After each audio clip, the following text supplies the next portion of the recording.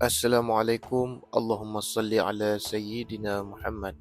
Hari ini Min bawa hampa mai ke satu kawasan perkuburan yang dalamnya terdapat makam tokoh ulama besar negeri Kedah. Tanah perkuburan ini terletak di dalam kampung Pulau Pisang, berhadapan dengan Masjid Tuan Guru Haji Ishaq. Kampung Pulau Pisang merupakan sebuah kampung yang terletak di dalam kawasan Mukim Tunjang, Jitra Kedah yang dahulunya ianya merupakan pusat pemerintahan di zaman pemerintahan Tunku Anum, Kubang Pasu, Darul Kiam. Pondok Pulau Pisang, pondok tertua di Kedah, didirikan pada tahun 1845. Pondok Pulau Pisang Mukim Tunjang, Jitra diasaskan oleh Mufti Kubang Pasu iaitu Tuan Guru Haji Ishaq bin Hashim pada tahun 1771 sehingga 1871. Pada tahun 1845, beliau merupakan anak murid kepada Syekh Daud Al-Fatani dan Syekh Abdul Samad Al-Falimbani. Sewaktu Tuan Guru Haji Ishaq mengasaskan pondok di Pulau Pisang, boleh dianggap pengajian pondok tersebut satu-satunya yang sangat terkenal dalam kerajaan Kedah. Walau bagaimanapun, setelah Tuan Guru Haji Ishaq meninggal dunia pada 1871, suasana pengajian di pondok itu dalam kelesuan. Pondok Pulau Pisang kembali memancarkan nur ilmu pengetahuan dan menjulang kecemerlangan kewibawaan setelah cucunya, Tuan Guru Haji Muhammad Saleh, pulang dari Mekah dan memimpin pondok tersebut pada tahun 1894. Di kawasan tanah perkuburan ini terdapat makam kedua-dua tokoh ulama tersebut, iaitu Tuan Guru Haji Ishaq dan juga cucunya, Tuan Guru Haji Muhammad Saleh. Tuan Guru Haji Muhammad Saleh 1864 sehingga 1944 merupakan cucu kepada Tuan Guru Haji Ishaq dari susur galur ibunya Fatimah. Diriwayatkan bahawa Pondok Pulau Pisang dalam masa pimpinannya pernah mencapai 2,000 orang pelajar pada zaman itu. Jumlah pelajar pondok yang capai ribuan orang di Semenanjung Melayu merupakan satu jumlah yang besar dan luar biasa, serta tidak terjangkau oleh pengajian pondok lainnya kecuali pada zaman yang sama di Patani dan Jawa. Ada yang lebih ramai daripadanya. Pondok Pulau Pisang telah melahirkan ramai ulama, cerdik, cendekiawan, pemimpin dan lain-lain. Bukan hanya di Malaysia saja, tetapi juga Indonesia, Patani, Myanmar, Kemboja dan Brunei Darussalam.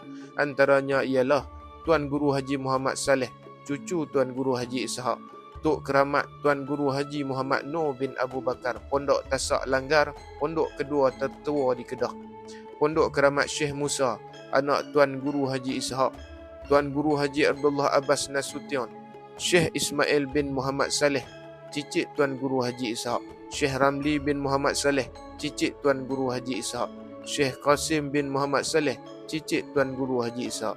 Di antara kitab yang diajar oleh Tuan Guru Haji Muhammad Saleh ketika menjadi Tok Guru Pondok ialah Faridatul Faraid, Bidayatul Hidayah, Ad-Durus Samin, Hidayatus Salikin, Siyarus Salikin, Ad-Durun Nafis, Turjumanul Mustafid, Tafsir Baidawi Melayu, Fatul Mu'in, Iyanatut Talibin, Jawahir Al-Bukhari, Syahih Al-Bukhari, Tafsir Jalalain, Tafsir Baidawi, Minhajul Abidin, Ihya Ulumuddin, Matsnur, Risalatil Fataniyah, Tashilu Nailil Amani.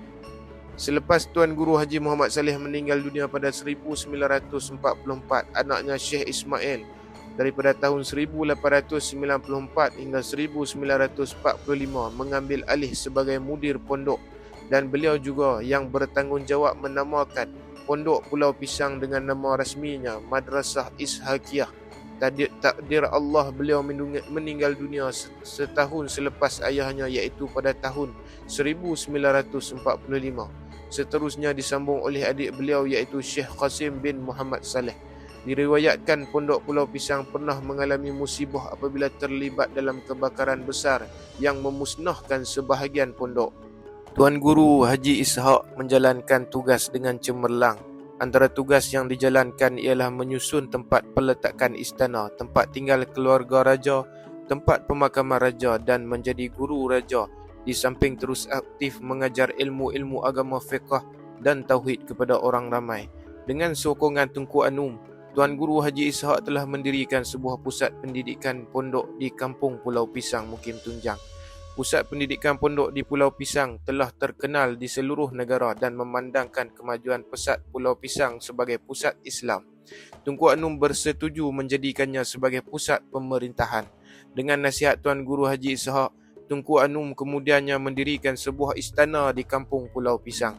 Semasa mentadbir Pondok Pulau Pisang, Haji Ishak mendirikan sebuah masjid sebagai kemudahan tempat beribadat. Masjid itu masih kekal sehingga sekarang dikenali sebagai Masjid Ishaqiyah.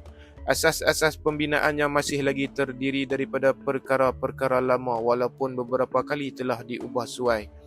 Mimbar masjid tersebut yang diperbuat daripada kayu teras remia masih digunakan sehingga sekarang. Semoga sejarah Islam dan bangsa ini kekal diangkat hingga ke akhir hayat.